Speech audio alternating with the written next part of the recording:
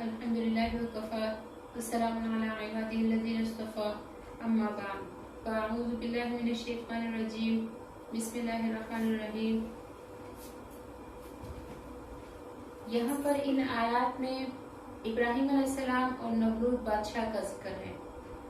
حضرت ابراہیم علیہ السلام کا پیدائشی وطن شہر بابل کے آس پاس تھا۔ ان کے زمانے کا بادشاہ نمرود تھا جو اس علاقے پر حکمران تھا۔ دنیا میں کفر و شرک پھیلا ہوا تھا۔ حضرت ابراہیم علیہ السلام کا باپ بھی بت پرست تھا۔ حضرت ابراہیم علیہ السلام نے جب توحید کی دعوت دی اور پوری قوم کو بتایا کہ تم گمراہی پر ہو تو سب کو برا لگا۔ نمرود بھی کافر تھا، نہ صرف کافر تھا بلکہ داعی کفر بھی تھا اور اپنے آپ کو معبود بتاتا تھا۔ جب حضرت ابراہیم علیہ السلام نے توحید کی دعوت دی تو وہ کٹ حجتی کرنے لگا اور کہنے لگا کہ میرے خیال میں تو میرے سوا اور کوئی معبود نہیں ہے۔ چونکہ اللہ تعالیٰ نے اسے ملک اور مال دیا تھا، اسی لیے اس کے گھمنڈ میں اس نے ایسی بات کہی اور حضرت ابراہیم علیہ السلام سے دلیل مانگی کہ آپ جس رب کی توحید کی دعوت دیتے ہو اس کے وجود پر کیا دلیل ہے۔ تو یہ آیات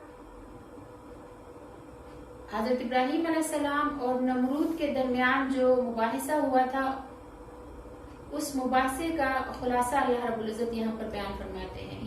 یہاں پر جو ہے وہ خلاصہ ذکر کیا گیا ہے کہ حضرت ابراہیم علیہ السلام نے فرمایا، یہاں پر اللہ رب العزت ارشاد فرماتے ہیں علم ترا، کیا تم نے نہیں دیکھا الذی، اس شخص کی طرف یا اس شخص کو حاجہ جو جھگڑ رہا تھا ابراہیم علیہ السلام سے فی ربی، ان کے رب کے بارے میں، ان آتاہ اللہ الملک، جس کو اللہ تعالیٰ نے دی تھی بادشاہت یعنی نمرود، اذ قال ابراہیم، جب ابراہیم علیہ السلام نے فرمایا ربی الذی، کہ میرا رب وہ ذات ہے یحیی جو زندہ کرتا ہے وہ یمیت اور مارتا ہے، قال، تو اس شخص نے یعنی نمرود نے کہا انا احیی و امیت، کہ میں بھی زندہ کرتا ہوں اور مارتا ہوں۔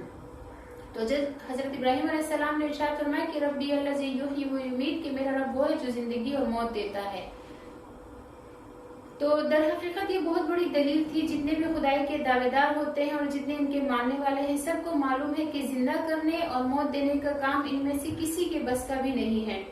لا محالہ کوئی ذات ہے جس کے تصرف میں ساری مخلوق ہے اور زندگی اور موت دینا اسی کا کام ہے۔ جو خدائی کے دعوے دار ہوئے وہ اپنی جان کو تو بچا ہی نہیں سکے، وہ کسی دوسرے کو کیا زندہ کرتے۔ ایسی واضح موٹی بات نمرود نے یا تو بے عقل ہونے کی وجہ سے نہ سمجھی یا بطور کٹ حجتی کے یوں ہی بحث جاری رکھنے کے لیے اس نے جواب میں یوں کہہ دیا کہ انا احیی و امیت، کہ میں بھی زندہ کرتا ہوں اور مارتا ہوں۔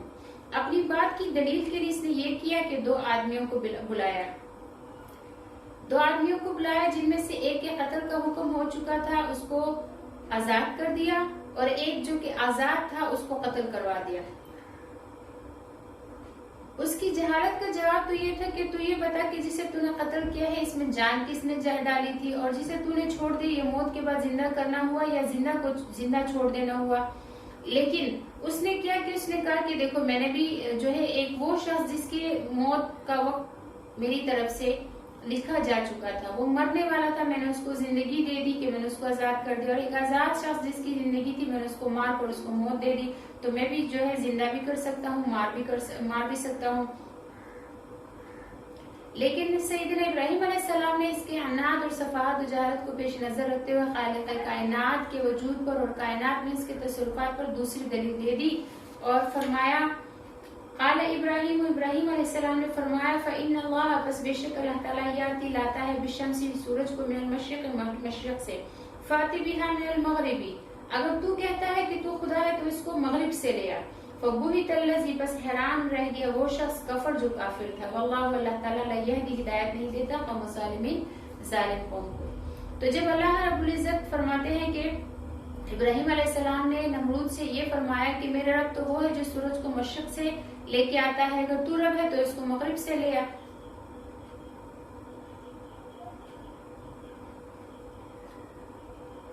تو یہ سنتے ہی خدائی کا دعویٰ دار نمرود جو ہے وہ مبہوت اور حیران رہ گیا اور بالکل ہی گونگا بن گیا، آگے ایک کلمہ بھی نہ بول سکا۔ پھر یہاں پر فرمایا کہ اللہ لا یہدی قوم الظالمین، کہ اللہ تعالیٰ ظالموں کی رہبری نہیں فرماتا، وہ کسی نبی یا نبی کے نائبین کے سامنے حجت اور دلیل سے نہیں جیت سکتے۔ آگے دوسرا واقعہ شروع ہوتا ہے۔ یہ واقعہ جو ہے یہ عزیر علیہ السلام کے بارے میں ہے۔ بعض उलमा ने फरमाया कि उज़ैर बिन शर्किया के बारे में है ये, और बाज़ हज़रत फरमाते हैं कि आमिया बिन खल्किया के बारे में है, लेकिन पहला कौल जो है ज्यादा मशहूर है। वाक़या कुछ इस तरह से है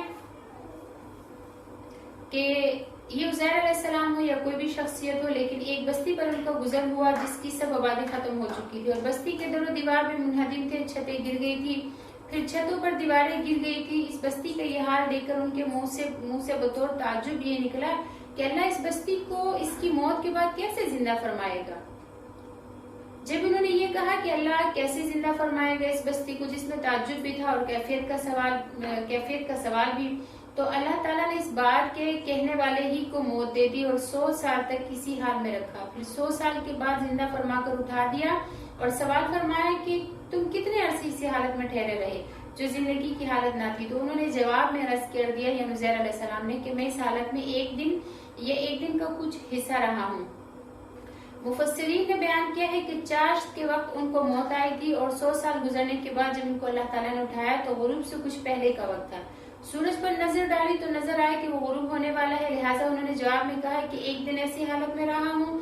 और जब यूं गौर किया कि अभी तो सूरज छुपा भी नहीं, तो कहने लगे कि एक दिन भी नहीं बल्कि दिन का कुछ हिस्सा रहा हूँ। तो अल्लाह जल्ल शानहू ने फरमाया कि तुम्हारा ये बयान करना सही नहीं, बल्कि सही बात यह है कि तुम 100 साल तक इसी हालत में रहे हो। 100 साल तक वो मुर्दा रहे, लेकिन चूंकि जिस्म इसी तरह सही सालिम तरोताजा बाकी रहा जैसे कि जिंदगी में था, तो इनको इससे मजीद ताज्जुब हुआ। तो अल्लाह ताला ने अपनी कुदरत कामिला का एक और नमूना इनको दिखाया, फरमाया कि अपने खाने पीने की चीज को देख ले, वो भी गली सड़ी नहीं है। जिस तरह ये खाना अपनी हालत पर 100 साल बाकी रह गया, इसी तरह बगैर रूह के आपका जिस्म भी सही सालिम और तरोताजा रहा। ये हजरत उज़ैर अलैहिस्सलाम जो है इनके बारे में आता है कि इनके पास थोड़े से अंगूर थे और थोड़ी सी सूखी रोटी थी। इन्होंने वो अंगूर निचोड़े, उसमें से उसका जूस जो है वो निकाला, उसको शरबत, तो उसमें जो सूखी रोटी थी उसको तोड़कर भिगोकर रख दिया, और एक छोटी सी दीवार थी जिसके साथ यानी गिरी हुई टूटी दीवार थी एक घर की, उसके साथ टेक लगाकर यूं बैठ गए और यूं ताज्जुब से कहा कि ये बस्ती तो सारी बर्बाद हो चुकी है, इनको अल्लाह ताला दोबारा जिंदा फरमाएंगे, कैसे जिंदा होगी दोबारा, ये बस्ती कैसे आबाद होगी। तो इसी हालत में अल्लाह ताला ने इनको 100 साल तक सुलाए रखा, मौत दे दी, और 100 साल के बाद जब उठाया तो इनकी रोटी को जब अल्लाह रब्बुल इज्जत ने इनसे फरमाया कि अपने खाने को देखिए, तो इनकी चूंकि अंगूर जो है बड़ा नाजुक और कच्चा फल है और फिर उसका शरबत जो है वो जल्दी झागदार हो जाता है, उसमें कीड़े पड़ जाते हैं, लेकिन अल्लाह के हुक्म से 100 साल बाद भी उनका खाना बिल्कुल वैसे ही सही और तरोताजा था। उज़ैर अलैहिस्सलाम एक गधे पर जा रहे थे, वो गधा उन्होंने एक दरख्त के साथ बांधा हुआ था। जब इन्होंने गधे की तरफ देखा तो गधा गायब था, तो अल्लाह ताला ने फरमाया कि अब देखो अपने गधे को। वो गधा जो है वो 100 साल में वो मट्टी बन चुका था और इसकी मट्टी जो है उसको हवाओं ने इधर उधर उड़ाकर बखेर दिया था। तो अल्लाह रब्बुल इज्जत ने हवाओं को हुक्म दिया, हवाओं ने उस गधे की जो मट्टी थी, जो गधे की जो हड्डियों के जर्रे थे, उनको हवाओं ने इकट्ठा किया, लाया, और उससे जो है पहले उसकी हड्डियां बनी, फिर उसका ढांचा हड्डियों का बना, उसके ऊपर अल्लाह रब्बुल इज्जत ने गोश्त, और गोश्त के ऊपर अल्लाह रब्बुल इज्जत ने चमड़ी चढ़ा दी, और उज़ैर अलैहिस्सलाम को अल्लाह ताला ने दिखा दिया कि मैं ऐसे मुर्दों को जिंदा करता हूँ।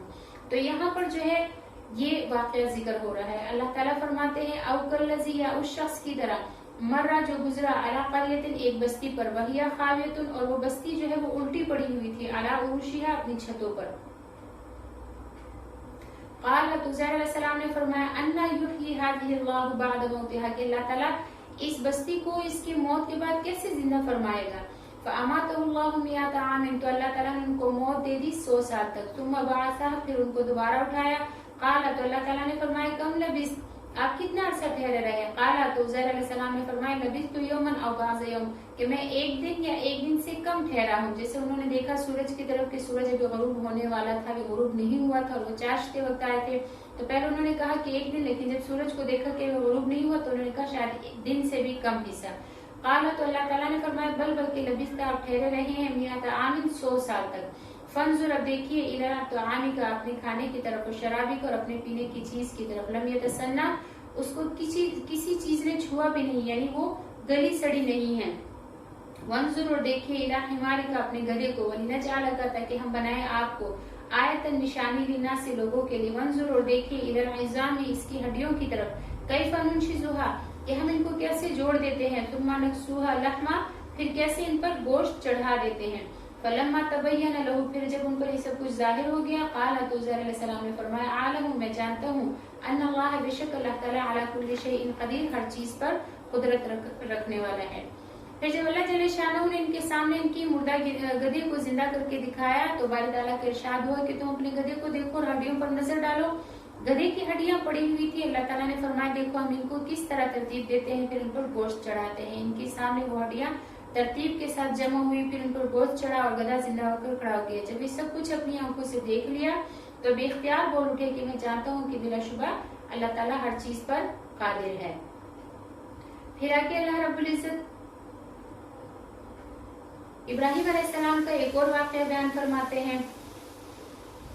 حضرت ابراہیم علیہ السلام جو ہے وہ بہت بڑے موقف تھے، حشر و نشر بعثت بعد الموت کے قائل تھے، پھر بھی انہوں نے نظروں سے دیکھنے کے لیے اللہ جل شانہ سے سوال کیا تھا کہ اے اللہ آپ مجھے دکھا دیجئے کہ آپ مردوں کو کس طرح زندہ کریں گے۔ اللہ جل شانہ نے فرمایا کہ آپ کو اس بات کا یقین نہیں ہے کہ وہ مردوں کو زندہ کر دوں گا؟ انہوں نے عرض کیا کہ یقین ضرور ہے، پھر بھی میں چاہتا ہوں کہ علم الیقین سے آگے مجھے عین الیقین کا مرتبہ حاصل ہو جائے اور اپنی آنکھوں سے مردوں کو زندہ ہوتے دیکھ لوں، تاکہ طبعی طور پر انسان کو جو اطمینان دیکھنے سے حاصل ہو جاتا ہے وہ مجھے بھی حاصل ہو جائے۔ حضرت ابن عباس رضی اللہ تعالیٰ عنہ اور بعض دیگر حضرات سے مقبول ہے کہ فرشتے نے حضرت ابراہیم علیہ السلام کو خبر دی کہ اللہ تعالیٰ نے آپ کو اپنا خلیل بنا لیا ہے اور اللہ تعالیٰ آپ کی دعا کو قبول فرمائے گا اور آپ کی دعا سے مردوں کو زندہ فرمائے گا۔ تو اس پر انہوں نے یہ سوال کیا تھا، اللہ تعالیٰ نے فرمایا کہ آپ ایسے کیجئے کہ 4 پرندے لے لیجئے اور پہلے ان کو اپنے پاس رکھیے، ان کو مانوس کر لیں اور پھر ان کو اپنے ساتھ اچھی طرح ہلا لیں۔ جب وہ مانوس ہو جائیں اور اچھی طرح مل جائیں تو ان 4 کو ذبح کر دیں اور ان کے گوشت کو اور پروں کو ایک ساتھ ملا دیں اور ان کا ایک ایک حصہ ایک ایک پہاڑ پر رکھ دیں، پھر ان کو پکارنا، وہ پرندے آپ کے پاس دوڑتے ہوئے آ جائیں گے۔ چنانچہ حسب الحکم انہوں نے ایسا ہی کیا اور وہ پرندے زندہ ہو کر ان کے آواز پر دوڑتے ہوئے چلے آئے۔ پرندے ہونے کے باوجود وہ اڑ کر نہ آئے بلکہ پیروں سے چل کر آئے، کہ ان کی نظروں کے سامنے اس کا ظہور بدرجہ عتم ہے۔ تو یہاں پر وہ واقعہ اللہ رب العزت ذکر فرماتے ہیں۔ اللہ فرماتے ہیں وَإِذْ قَالَ إِبْرَاهِيمُ، اور جب فرمایا ابراہیم علیہ السلام نے ربی، اے میرے رب، ارنی، مجھے دکھائیے، کیف تحیی الموتیٰ، آپ کیسے زندہ کرتے ہیں مردوں کو۔ قال، تو اللہ تعالیٰ نے فرمایا اولم تؤمن، کیوں آپ کو آپ اس بات کا ایمان نہیں رکھتے، یقین نہیں رکھتے کہ میں مردوں کو زندہ کرتا ہوں؟ قال، تو ابراہیم علیہ السلام نے فرمایا بلا، کیوں نہیں، مجھے یقین ہے، ولکن لیطمئن قلبی، لیکن میں اپنے دل کے اطمینان کے لیے یہ سوال عرض کر رہا ہوں۔ قال، تو اللہ تعالیٰ نے فرمایا فخذ، بس پکڑ لیجیے، اربعۃ من الطیر، 4 پرندے، فصرہن، پھر ان کو اپنے ساتھ فصرہن الیک، تو ان کو اپنے ساتھ ہلا لیجیے، ملا لیجیے، ثم اجعل علی کل جبل منہن جزءا، پھر رکھ دیجیے ہر پہاڑ پر ان میں سے الگ الگ حصہ، یعنی 4 پہاڑوں پر 4 پرندوں کے الگ الگ حصے رکھ دیں۔ ہر پہاڑ پر ایک پرندے کا اگر سر رکھ لیں تو دوسرے کا پر رکھ دیں، دوسرے کے ٹانگ رکھ دیں، اس طرح الگ الگ جو ہے ان کے حصے رکھ لیں، ہر پہاڑ پر الگ الگ حصہ رکھ دیں۔ ثم ادعوہن، پھر ان کو بلائیے، یاتینک سعیا، تو وہ آپ کے پاس دوڑتے ہوئے چلے آئیں گے۔ وعلم، اور جان لیجیے، ان اللہ، بے شک اللہ تعالیٰ، عزیز الحکیم، زبردست حکمت والا ہے۔ یہاں پر آخر میں اللہ رب العزت ارشاد فرماتے ہیں کہ وعلم ان اللہ عزیز الحکیم، کہ اللہ غالب ہے اور حکمت والا ہے۔ اسباب عادیہ اور غیر عادیہ سب اسی کے قبضے میں ہیں، یعنی جو عادتاً ہو رہا ہے وہ بھی، اور جو عادت کے خلاف ہو رہا ہے، یہ سب کچھ اللہ تعالیٰ کے حکم سے ہو رہا ہے، اور سب کاموں میں اللہ رب العزت کی حکمت ہے۔ ہمیں اللہ رب العزت اپنی حکمتوں پر صبر اور شکر کرنے کی توفیق عطا فرمائے، اور اللہ رب العزت ہمیں کامل ایمان نصیب فرمائے۔